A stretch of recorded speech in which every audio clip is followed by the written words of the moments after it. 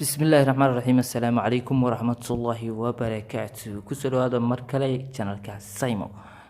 ما أنت موضوع عنه كسب سنة هي وحلي هذا مسافرون عبر الزمن رج كسفري وقتها أكده بعي. سأدرس موضوع عنه حوال سوديارية لبعض يكون يشتغل تمام سوق قرن أفكا راشيا.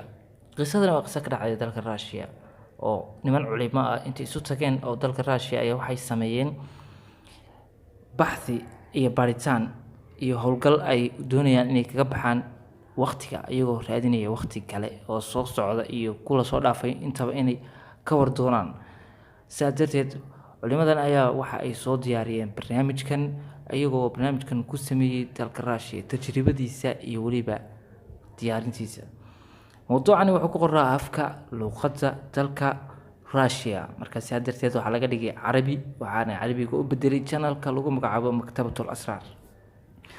Qisadani waxay ka dhacday meel lagu magacaabo Sab oo ka tirsan dalka Russia. Meeshaas waxa lagu leeyahay meel wax ka baxaan maaha dhir iyo waxba kuma leeyahay. Waa meel aan lama degaan ah.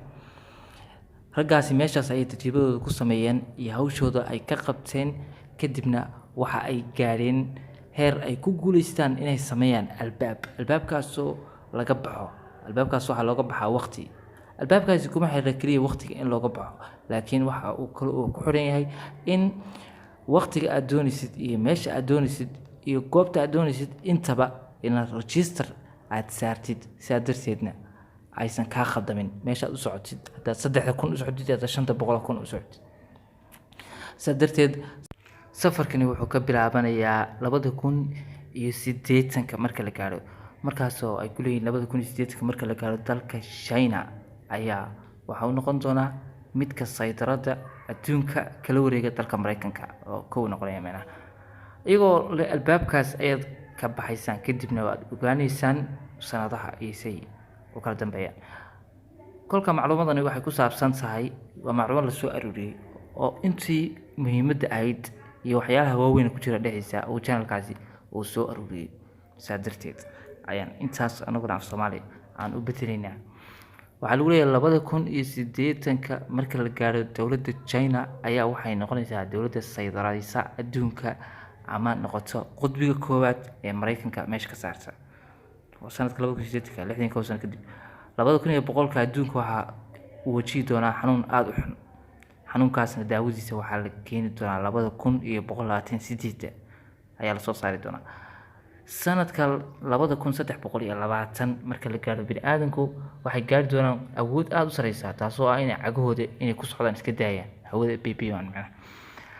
sanadka 2800 adduunka dadka jooga waxay awood u yeelanayaan inay sameystaan qorax iyaga u gaar ah. wixii ay qoraxda ka heli jireen qoraxdaas ay iyagu sameystaan ay keenayaan.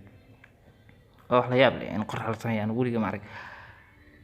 sanadka 3200 marka la gaaro bini'aadanku way tashakulayaan kadibna waxay iska bedelayaan bini'aadanimadooda kuwaasoo marka la xiriiri doona kainaad ama noloyaal kaleeto oo ku dhaqan samada.